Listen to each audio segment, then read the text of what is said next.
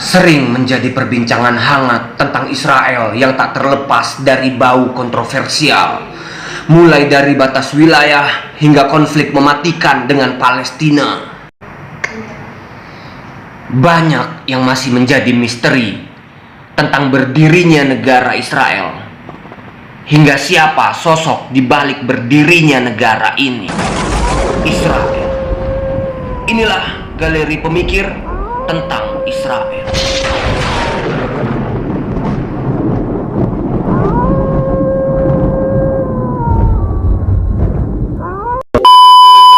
Selamat datang di galeri pemikir. Di sini kita coba untuk mikir.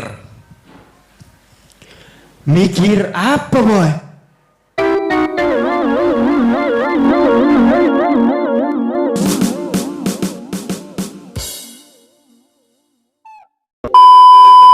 Oke, boy. Oke, boy. Apa? Seperti yang udah kita tengok dari depan kan? Iya. Hari ini kita akan membahas tentang Israel, boy. Siap. Aku mau nanya, boy. Apa? Tapi langsung aja nih. Capek aku basa-basi. Tak ada yang menonton. Jadi aku langsung nanya aja nih lah ya. Iya. Oke. Jadi apa lah yang boy tahu tentang Israel ini? Loh, Israel kan? Ya Israel negara. Bukan itu, bangsat. Oke, ku jelasin lah ya. Israel itu adalah sebuah negara yang didirikan oleh kaum Yahudi. Untuk kaum Yahudi itu sendiri. Diperjuangkan gitu maksudnya? Dan diperjuangkan juga. Perjuangannya berabad-abad itu. Wah, lama juga ya. Iya, jadi kesimpulannya Israel itu adalah negara yang didirikan oleh kaum Yahudi untuk kaum Yahudi itu sendiri, dan mereka memperjuangkannya berabad-abad, boy. Oke, menarik sih. Iya. Jadi kenapa bisa diperjuangkan, boy? Bisa dijelaskan pinomat sedikit gitu kan, menambah ilmu pengetahuan kami di sini. Loh, kenapa bisa mereka memperjuangkan negara untuk mereka sendiri? Iya. Karena kaum Yahudi itu dulunya berasal dari Judea. Oke. Kaum Yahudi itu dari Judea dulunya. Nah, kemudian kerajaan Romawi berkuasa di zaman itu dan termasuk menguasai Judea. Tanah kelahiran mereka. Iya, paham ya sampai situ ya. Oke. Nah, kemudian mereka kan nggak senang dong. Iya, pastinya kan. Apa itu namanya? Dijajah atau gimana tuh? Karena kan tempat tinggal lawan. Iya, kurang lebih kayak gitu ya. Nah, mereka nggak senang. Mereka memberontak. Mereka ingin merebut kembali tanah kelahiran mereka. Iya. Tapi kerajaan Romawi murka. Karena mereka memberontak. Nah, akhirnya kerajaan Romawi mengusir kaum Yahudi itu sendiri dari tanah asal mereka. Begitulah dia. Kasian juga memang ya, Pak. Iya, diusir. Akhirnya mereka mengungsi keliling Eropa. Di beberapa negara di bagian-bagian Eropa. Ya. Seperti Jadi, itu. Untuk di Eropa sendiri mereka mencar kemana aja nih, Pak? Nah, ada mereka di Eropa Barat, ada di Eropa Timur, dan mereka udah mengelilingi Eropa. Jadi kehidupan mereka di sana gimana itu pada saat itu? Udah lumayan baik kah atau sebaliknya gitu kan? Nah, waktu mereka mengungsi itu bermigrasi. Mereka bermigrasi ke Eropa Barat dan Timur. Ya. Kehidupannya nggak enak, boy. Enak lah, boy, keliling Eropa. Loh, itu dia. Ya kan? Enggak juga. Jalan-jalan nengok turis. Loh, jalan-jalan. Enggak. Jadi mereka di Eropa Barat itu mendapatkan diskriminasi. Di Eropa Timur juga mendapatkan diskriminasi. Tapi diskriminasi di Eropa Barat itu mereka itu harus beradaptasi dengan lingkungan. Oke. Dan mereka juga harus melupakan budaya mereka, bro. Iyalah, wajib itu. Mereka harus melupakan budaya atau yang sering mereka lakukan. Ya, itu tapi masih wajar kan. Ibaratnya kita tapi itu lebih baik. Iya, datang ke daerah orang gitu kan. Iya. Kita harus mengkondisikan, menyesuaikan dengan lingkungan gitu. Tapi itu masih lebih baik memang dibandingkan yang di Eropa Timur. Yang di Eropa Timur, mereka Yahudi yang di Eropa Timur ini diskriminasinya lebih berat. Kayak mana itu? Kenapa? Mereka dilarang untuk bepergian. Oke. Mereka juga dilarang untuk mendapatkan pendidikan, nggak mendapatkan pendidikan yang layak. Bahkan tempat tinggal mereka pun kumuh, boy. Iya. Seperti itulah kehidupan mereka di Eropa. Oke. Cek tunggu dulu. Dari tadi kan ku dengar orang itu di Eropa nih. Ya. Jadi kapan orang itu nyampe ke Palestinanya, boy? Lah. Gak punya ongkos apa kayak mana? Abis uangnya di Eropa tadi kan? Kalau nggak biar ku ongkosi sekarang itunya. Sombong amat. Oke, jadi gini. Mereka awal mulanya mereka menuju Palestina ya. Oke. Nah, mereka kan sudah memperjuangkan ini nih, hak mereka lah. Mereka kan sudah bermigrasi keliling Eropa kan. Iya. Berabad-abad. Iya. Sampai di kisaran tahun 1800-an, Oke. Eropa ini sudah membludak, boy. Oh. Dengan migrasi Yahudi yang ada di mana-mana. Angka kelahiran yang cukup tinggi. Kayaknya iya. Nah, sehingga membludak. Sampai di tahun 1880-an, tercetuslah ide untuk mereka menuju Palestina. Nah, boy. Ceritanya Kenapa orang itu pilih Palestina? Ah. Enggak kepilih ke Medan. Hah? Biar bisa jumpa kita, ece-eceknya. Oh gitu? Nggak bisa. Kaum Yahudi Iya. itu berat ke Medan. Kenapa pula? Kalau mau masuk ke Medan, itu kan harus melalui pelabuhan. Oh, pelabuhan yang di Medan, Belawan ya? Belawan. Oke. Gitu mereka nyampe di Medan, di Belawan, pas nyampe, orang sana nanya, mau ngapain kalian? Loh, kami mau ke sini bermigrasi. Udah kuat mental kalian, katanya. Tahu lah Medan kan? Ya kuat lah. Kuat kalian menghadapi repetan Mak Betty, katanya. Pecah nanti gendang telinga itu kan. Ya kan? Dibilang sama Yahudi, kuat katanya. Yakin kalian? Yakin. Nanti retak ginjal kalian. Di Medan ini ada preman terkuat di bumi. Di bumi nih, bayangkan. Kau bayangkan di bumi. tuh, di bumi loh. Mundur Yahudinya, boy. Mundur ya. Makanya nggak bisa ke Medan. Masih sampai Belawan, belum Masih sampai Amplas.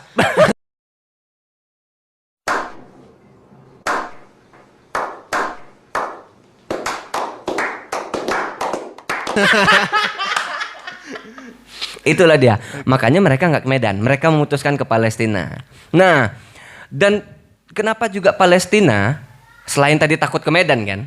Iya. Palestina itu juga adalah salah satu wilayah yang dijanjikan di kitab mereka, boy.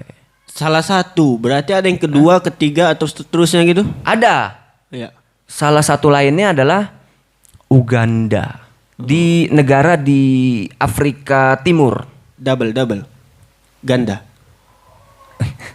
Enggak badminton ini. Oh, itu negara ya? Oke. Sorry, soalnya baru-baru dengar juga kan? Negara di Afrika Timur. Di Afrika Timur. Begitu. Oke, boy. Jadi kenapa mereka lebih milih Palestina dibandingkan Uganda tadi? Oke. Karena Palestina itu kan tadi seperti yang ku bilang, itu adalah wilayah yang dijanjikan di kitab mereka. Kemudian Yerusalem itu pun tempat suci bagi mereka yang juga dijanjikan mereka. Jadi wilayah Palestina itu dijanjikan untuk mereka di kitab mereka. Oke, Dan berarti di Yerusalem pun tanah suci mereka. Jadi mereka merasa ini tempat kami nanti gitu loh. Ini ya tempat kami gitu. Oh, berarti memang udah dituliskan kian di kitab mereka bahwasanya itulah nanti tempat kalian di sini gitu. Iya, Oke. tapi itu nanti masanya. Oke. Gitu, boy.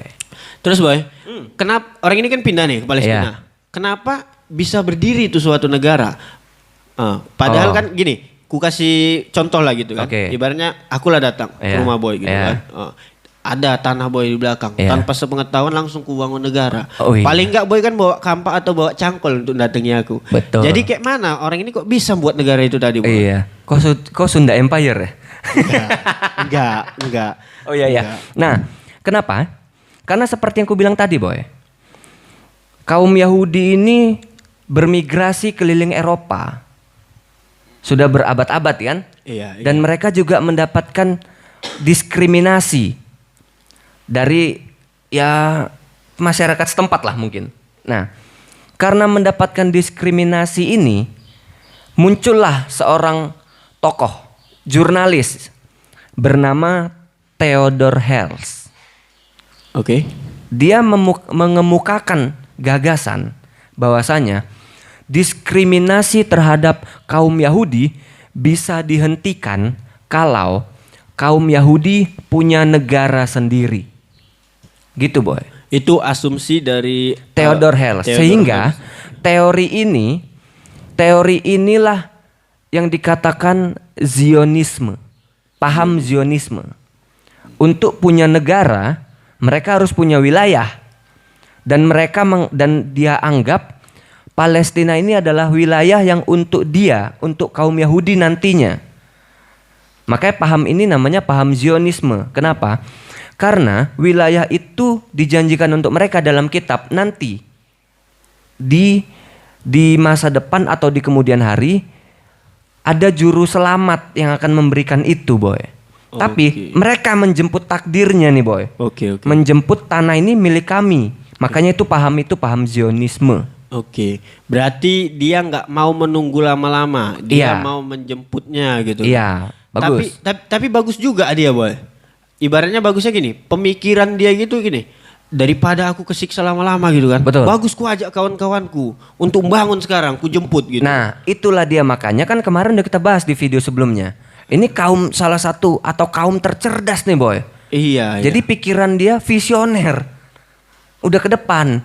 Oke. Iya kan? Iya. Itu dia. Jadi tadi kan upaya dia. Tadi kan tujuan dia untuk mendirikan negara nih. Iya. Jadi apa upaya yang dilakukan dia, Boy? Nah. Untuk mencapailah keinginan dia tadi gitu kan. Dia melakukan segala cara untuk mendapatkan yang dia inginkan, yaitu berdirinya sebuah negara untuk kaum Yahudi. Caranya? Dia lakukan segala cara. Salah satunya dia datang kepada kerajaan Ottoman. Yang kerajaan itu bisa dibilang berkuasa atas Palestina. Oke. Dia minta ngelobi lah bahasanya. Ya kan? Bila bahasa sekarang Negosiasi. lah. Negosiasi. Ya, nego, cincai lah. Tapi permintaan itu, proposal itu, permohonan itu ditolak. Kurang isinya, Boy. Kayaknya materinya salah. Iya. Pala kita bawakanlah materi 10.000 dari Indonesia ya. Bisa. Nah, ditolak. Ditolak. Kesel dong. Iya. Kesel, dia cari cara. Nah, itulah cerdasnya dia. Karena dia ditolak, yang dia datangi itu habis itu musuhnya kerajaan Ottoman, yaitu Rusia dan Inggris. Oke. Akhirnya dia minta bantuan ke sana. Dikasih, Boy. Dikasih. Tapi dikasih yang tadi ku bilang, Uganda. Oh, berarti nggak dikasih ke apa tadi? Palestina. Tapi dikasih ke Uganda. Oke, Nah, oke. sekarang dia yang nolak. Tadi kan dia ditolak. Sekarang dia yang nolak. Aku tahu kenapa dia nolak itu, Boy. Kenapa? Karena kurasa pemikiran dia gini, kalau aku nanti tinggal di Uganda gitu kan. Nanti terlalu banyak karbohidrat yang kami makan. Hah? Iya, makan roti ganda.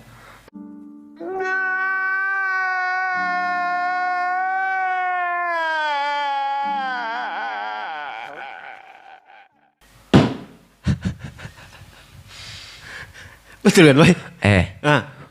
Tadi kan dia udah nggak bisa ke Medan. Iya ya. Kan itu di Siantar. Nyampe Medan aja ditolak, apalagi sampai Siantar gitu kan. Oke. Beli roti ganda, Pak. Bisa lah ya. Iya. Nah, tapi Oh, ya. ini terus nih. Ya, serius. Perjuangan dia, segala cara yang dia lakukan ini belum juga terrealisasi sampai dia wafat di tahun 1904. Padahal dia tadi kan udah ke Ottoman, dia udah ke Rusia, Iya. dia udah ke Inggris, terus dia sempat ke Jerman. Berarti 4 negara maju Besar, pada iya, saat itu ya. empat Kuat. wilayah maju lah. Tapi ya itu tadi ditolak. Lagi-lagi dan dikasih ke Uganda. iya, dan belum terrealisasi. Dia wafat.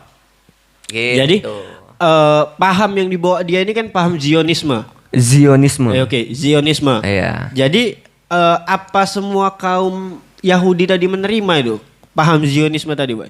Oh, enggak semua kaum Yahudi menerima paham Zionisme. Karena ada sekelompok juga yang tidak menerima. Misalnya ada kelompok religi Yahudi yang dia nggak menerima ini karena mereka masih beranggapan nanti juru selamat akan menyelamatkan mereka dan memberikan wilayah.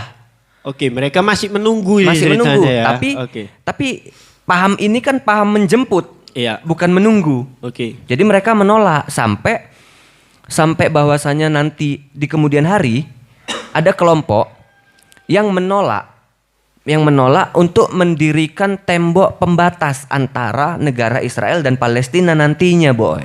Oh, berarti ada perencanaan atau planning untuk membangun batas tembok Iya, wilayah tembok lah ya, perbatasan. kan? Oke, dan ada persatuan dari warga Israel dan Palestina untuk tidak mau. Iya.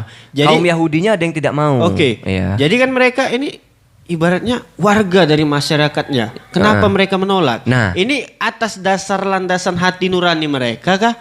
Atau ada konspirasi di balik ini, Mas? Nah, kalau berasumsi dua-dua benar. Ini kan asumsi ya.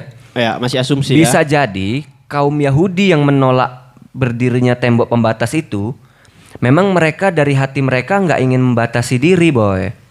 Karena mungkin masih mau berbaur. Memang masih menggunakan hati nurani karena nggak suka adanya kekerasan atau tidak suka adanya peperangan. Karena mereka mungkin masih menjunjung perikemanusiaan yang tinggi. Oke. Nah, tapi kalau kita anggap konspirasi, asumsinya bisa juga, boy. Kenapa? Karena kalau direalisasikan tembok pembatas itu, berarti batasnya habis, boy. Iya. Sementara Nggak bisa mereka melebar, masih, nggak bisa melebar. sementara mereka masih ingin melebarkan batas wilayah, boy. Iya, benar. Gitu. Jadi pertanyaanku dari tadi belum dijawab ini, boy. Yang banyak kali pertanyaan. Yang mana lagi? Iya, Yang gitu mana? kan. Jadi kenapa kaum Yahudi Oh, iya. masih bisa mendirikan negara? Oh, Padahal iya. mereka ini kan ditolak tadi mentah-mentah.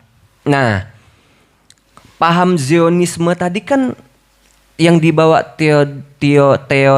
Theodor Herzl kan sudah melekat ke pengikutnya, ke beberapa kaum-kaum yang lain. Dan mereka masih mencari celah nih, boy. Mereka masih mencari celah untuk mengembangkan dan merealisasikan teori ini, boy. Masih menunggu momen yang tepat Masih lah. Gitu ya. masih menunggu momen yang tepat. Dewi Fortuna Dewi Fortuna muncul dan Pada Dewi saat- Fortuna berpihak kepada mereka pada saat Perang Dunia Pertama. Oh, jadi perang dunia pertama inilah yang dimanfaatkan mereka Iya, ya. yang Perang Dunia Pertama melibatkan salah satunya Inggris dan Kerajaan Ottoman. Sehingga Oke. momen ini digunakan mereka untuk meraih ini kesempatan nih we untuk kita nih we gitu. Biar dapat tanah kita di sini, biar kita bisa bangun negara, gitu, boy. Ayolah kita deketi orang ini gitu ya. Nah, caranya seperti itu. Mereka mendekati yang kuat-kuat itulah. Inggris dan beberapa negara lainnya. Sehingga disepakati dan mereka sepakat untuk membuat perjanjian, boy. Oke. Misalnya Inggris menang, Inggris akan memberikan sebidang atau sepetak tanahnya kepada kaum Yahudi, boy.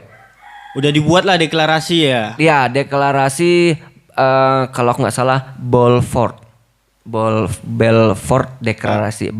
deklarasi. Oh, Balfour. Balfour deklarasi. Susah, boy. Lidahku. Banyak makan kangkung.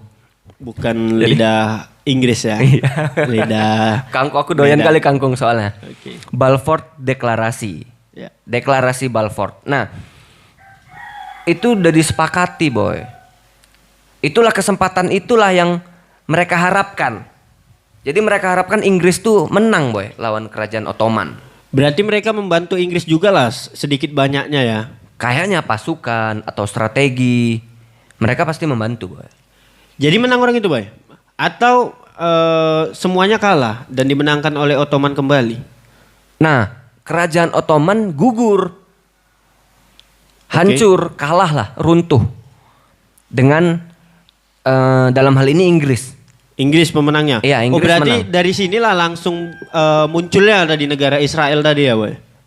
Lo enggak. Karena kan mereka udah berbuat perjanjian nih. Lo enggak. Jadi? Loh. Inggris nih berkhianat. Oke. Ketika dia menang, perjanjiannya kan tadi kan, Inggris menang, Yahudi akan diberikan tanah untuk membangun negara Israel. Oke. Tapi ketika Inggris menang, malah dia bangun kerajaan Transjordan. Transjordan sebagai penguasa atau kekuasaan atas kerajaan Ottoman. Oh, daerah yang banyak bus-busnya itu ya? Hah? Iya, Trans Jakarta gitu kan? Wah, Trans boy ini serius boy. Trans yang ditonton tiap hari. Trans TV. Oke. Gitu, Boy. Siap. Paham ya? Oke. Ada lagi yang mau tanya? Banyak, Boy. Oh, banyak. Banyak. Jadi Oke. persiapkan mental dan jawabannya dulu gitu. Loh. Setelah iklan berikut ini. Baik. Oke, lanjut. Jadi kan tadi dimenangkan oleh Inggris. Ya, Oke, Inggris berkhianat, Ya. tidak mau memberikan tanahnya kepada kaum Yahudi. benar. Jadi kayak mana lah nasib ini tadi? Nasib bangsa Arab yang dikalahkan oleh Inggris dan nasib kaum Yahudi yang dikhianati oleh Inggris. Mikir dulu aku. Ah, Aduh. Oke, nabrak mic. Oke, aku akan jawab. Gini. Karena pengkhianatannya Inggris kepada mereka, ya. mereka mulai memperjuangkan kemerdekaan mereka masing-masing. Oke, berdikari ya. Ya, Berdikari sendiri. mereka mulai memperjuangkan kemerdekaan masing-masing. Dan mulai saat itulah perebutan wilayah di Palestina dimulai. Oke. Perebutan ini.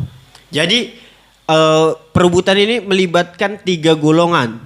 Ya. Golongan dari bangsa Inggris, Ya. kaum Arab. Yahudi dan bangsa Arab. Ya. Jadi pemenangnya ini siapa nih, Boy? Dari ketiga ini Pemenangnya nggak ada, sampai sekarang. belum ada. Kenapa? Oke. Karena mereka kan terus merebut wilayah nih Iya. di Palestina. Gesekan terus panas, konflik terus memanas, makin berseteru di situ, sehingga Inggris muak lama kelamaan. Akhirnya Inggris hengkang, Inggris mundur dari pertempuran atau peperangan atau perebutan lahan itu, sehingga Inggris mundur. Tapi Inggris menyerahkan mandatnya nih kepada PBB untuk menyelesaikan masalah di situ, di Palestina. Jadi masalah itu diambil alih PBB. Oke. Diambil alih PBB. Nah, Keputusan PBB apa pada saat itu, Boy? iya tadi aku mau ngomong ada suara ayam. Keputusan PBB disimpulkanlah dalam satu deklarasi yang memutuskan bahwasanya tanah itu akan dibagi 3, Boy. Iya. Sebagian milik Yahudi, sebagian milik kaum Arab, Yerusalem punya PBB. Punya dunia ya. Iya, jadi punya internasional. Oke. Begitu, Boy. Oke. Jadi Nah, tunggu, keputusan ini. ku tambah lagi. Ya, lanjut. Setelah keputusan itu muncul, akhirnya itulah yang membuat Israel menyatakan kemerdekaannya. Mendeklarasikan kemerdekaannya pada tanggal 14 Mei 1948. Oke, berarti 3 tahun setelah Indonesia merdeka. 3 tahun setelah Indonesia merdeka. Oke. Itulah dia. Oke, jadi keputusan yang diputuskan oleh PBB tadi Ya. memang semua negara setuju gitu. Loh, kayaknya enggak. Oke. Karena setelah diambil vote, nah gitu ya. Vote, ya. 33 negara itu menyetujui. 33 negara menyetujui, 13 negara menolak, Oke. 10 negara abstain, Melucu. stand up. Oh, salah. Bukan abstain. Beda ya, beda. Beda. Oke.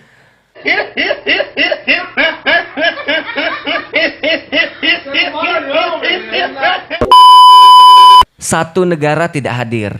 Oke. Nah, karena keputusan ini juga itu yang tadi memicu. Iyalah, menjadikan kaum Yahudi mendeklarasikan kemerdekaan, di mana Perdana Menteri perdananya adalah David Ben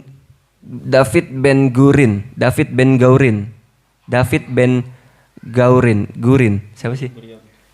David Ben Gurion. Iya. Oke. Berarti Iya. pertama kali dideklarasikan pada tanggal 14 Mei 1948 dengan Perdana Menteri perdananya yaitu apa David Ben Gurion. David Ben Gurion. Iya. Oke. David Ben Gurion. Iya. Oke. Ya, jadi kan mereka ini ada yang setuju, ada yang nggak setuju nih kan? Iya. Oke. Jadi apa tindakan dari negara-negara yang nggak Nah. setuju ini? Karena kan mereka pada umumnya awalnya belum punya negara gitu kan? Oke. Setelah dideklarasikan kemerdekaan itu, setelah mereka mendeklarasikan kemerdekaan itu, Mm-mm. beberapa saat kemudian disitulah mulai perang Perang. antara negara-negara sekeliling dia dekat-dekat situ untuk melawan ini. Oke, Israel. kayak Mesir, Iya, Jordania, Irak sama Suriah. Suriah. Ya, dekat-dekat situ. Oke. Nah, perang ini bagi Israel Ya, ini perang kemerdekaan. memperjuangkan. Iya, nasionalisnya bangkit. Oke. Bukan memperjuangkan lagi, kan udah merdeka. Iyalah. Mempertahankan mempertahankan kemerdekaan. ya, Nah, mempertahankan. Tapi bagi negara-negara tadi, Irak dan sebagainya, ini adalah bencana. Bencana, oke. Tapi perang ini berlangsung kurang lebih setahun. Sampai tahun 1949. oke. Tapi mulai hari itu juga, bukan mulai hari itu, dari hari itu juga perebutan lahan di Palestina berlangsung sampai sekarang. Berarti kedua belah pihak tadi antara Palestina sama Israel Iya. sama-sama ingin mengambil lah semua negara tadi ya, semua seisi bagian negara. Iya, Iya. karena kan bagi Palestina, bagi warga Palestina ini kan tanah kami. Iya benar. Tapi bagi Yahudi atau Israel, ya ini kan juga tanah yang dijanjikan untuk kami itu gitu dia. ya. Makanya Oke, siap. perebutan lahan di sana masih berlangsung sampai sekarang. Walaupun sekarang katanya gencatan senjata. Tapi nggak tahu kelanjutannya. Oke, Ya baik. kita berharap cepat selesai ya. Siap. Amin gitu kan. Iya. Jadi seperti itulah yang bisa kita share.